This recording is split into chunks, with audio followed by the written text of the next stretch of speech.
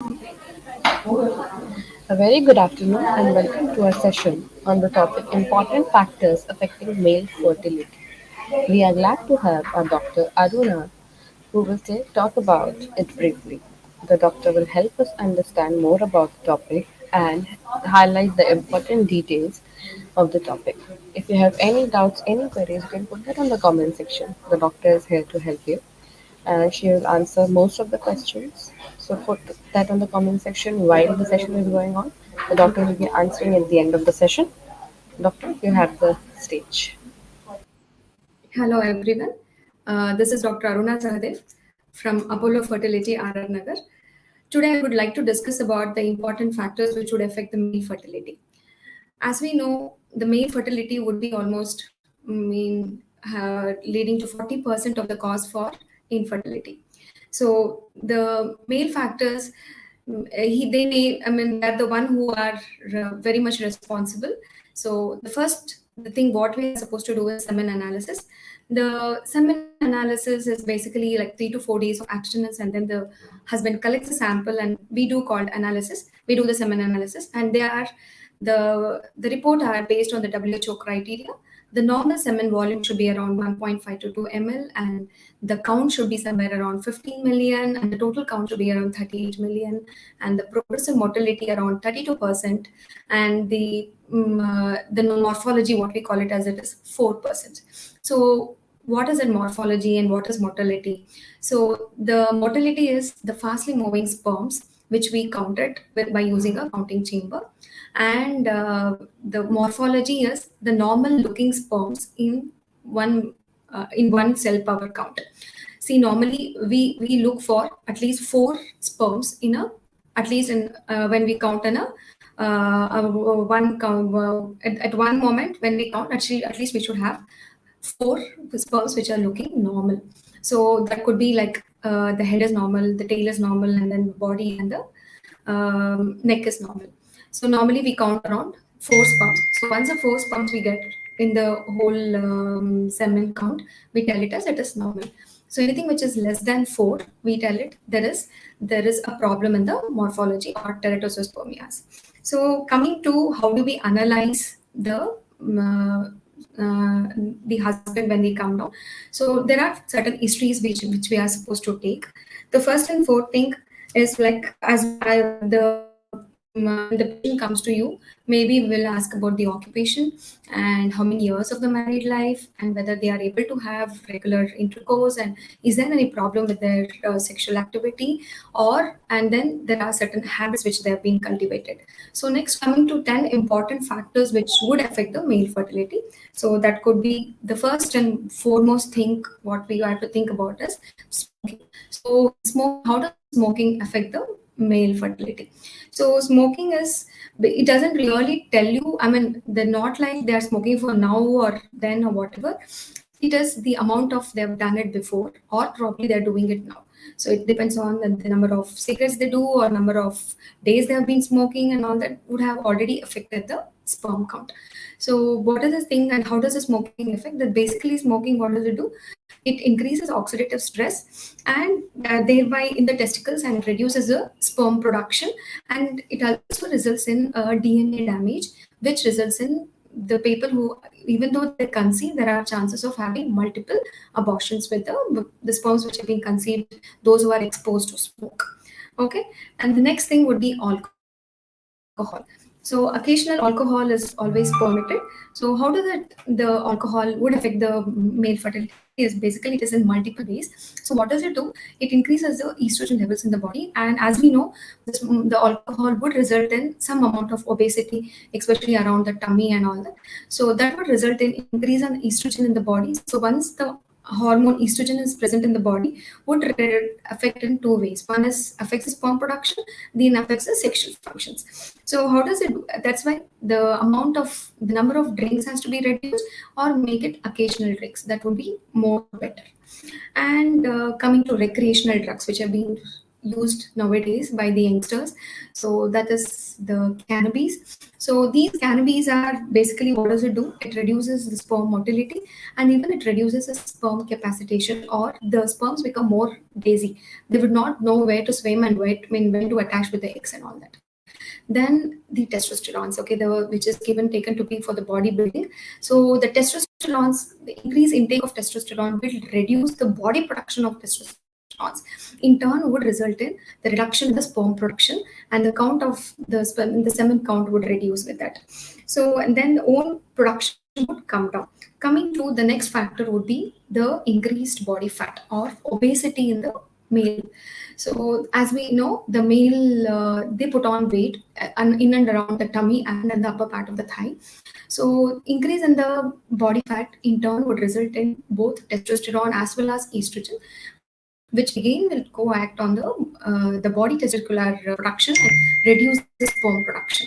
And the increase in the body fat, especially under the thighs, in the upper part of the thighs, would result in increased amount of temperature, which increases the warmth around the testicles, which will result in increases to oxidative stress and reduces sperm production.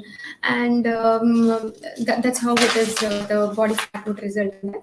Then coming to the diet, the diet is, as we all know, we are in the fast moving. Everybody are like, they don't have time to have the regular diet or probably prepare at home and have it. So everybody do get into junk foods and all that. So the practicing healthy diet is very much important when you are planning for a baby, because as though, I mean, the healthy diet would result in having a good fertility potential, especially those which are rich in oxidants, antioxidants, like could be nuts and could be legumes or vegetables, veggies, which are, I mean, especially the spinach and the broccolis. All these are avocados and moringas. They are very good in antioxidants, which can be, I mean, which can be consumed, which would result in, which would help you to improve the count, and and even the essential oils. So they are also very good. And if they are non-vegetarians, consuming fish and legumes would be, would help in increase it antioxidant intake. And even those which are rich in vitamin C, the fruits which are rich with vitamin C, like could be orange or lemon.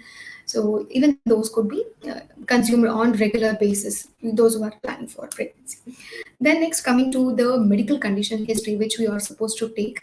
So those were the men who had a previous history of undescended testes and which have been noted in the childbirth, or if they had undergone a surgery for that undescended testes, they are more prone for having a reduced sperm count during when we have the examination done for them, or those who had a hernial surgery, especially the inguinal hernial surgery, and those who have been treated for sexually transmitted infections, so those who had recurrent infections in the past. And we are supposed to take a detailed history of the, I mean, all these parameters before we give them a proper treatment. Okay. And then history of trauma, especially those who are had a direct hit on the testicle or throat, or there was any road traffic accident or where. So even those history has to be documented, because those are very much would result in the present scenario of reduced count or a motility or morphology. Okay. Then coming to history of viral illnesses, the viral illnesses, especially the mumps, which are the childhood mumps, they are also more prone for reduction in the sperm count, and they are increases the body temperature. As I told you, any illnesses which result in increase in the body temperature would automatically increases the temperature in the scrotum, and the the oxidative stress increases, the sperm production come down. So that is how it basically act on the sperm production.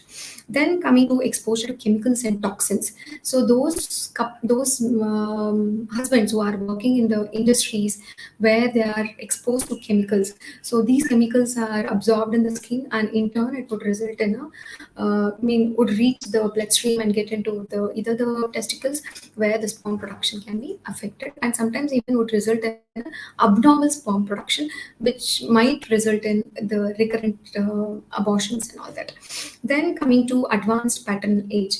So now, as we know that the planning of pregnancy has been postponed because of their career orientation or probably getting married also late. So it's not like you have to freeze your embryos when you are in a younger age or anything. So at least you plan the pregnancy when you are financially stable or you are ready for the family, so that you don't face the problem when you are getting to an advanced paternal age, especially those who are above 50. The chances of DNA damage is more common, and the the embryo which do are formed after the IVF conception with the advanced paternal age is have to be subjected to a PGS and all that, and that would add on with your cost. And also those who escape might result in a recurrent abortions and all that. So you should be very careful about getting into, I mean, at least to see that you plan it before 50. Okay. And coming to organal dysfunctions, so like could be erectile and ejaculator dysfunctions, which have been very common, and those has to be addressed with the medicines. And what happens in these erectile and ejaculator dysfunctions are like they are not able to capacitate the sperms, so as a result which result in infertility. So the males are more shy to tell about the things. So it should not be like that, though they should be open up, and then they should discuss with the counselors and get it treated with a andrologist. And there are certain myths which have been asking, I mean, my patients are keep asking like, should we do this, should we do that, and all that. So few things are like wearing a tight clothes or probably doing a cycling for a long time.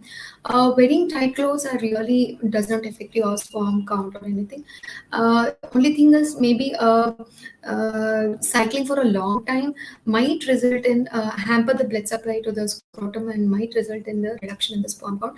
That is if you do for a longer hours in a day. It's not like you do 1 hour in a day and it's get affected, nothing like that. Maybe like you go for a long ride with a cycle or some, and that's because it increases the temperature there, and that's result in a reduction in the sperm count. And the other thing is taking hot baths. See, not always, I mean, you can't take more than maybe a 10 minutes or 15 minutes with a, and you can't take a hot bath every day also. So it really doesn't affect the sperm count. And using the gadgets, maybe the phones or the laptops on your laps, and will it increase, will it reduce my sperm count? Actually, there are no studies which have been conducted to reduce the, to tell that this was a result in the reduction in the sperm count.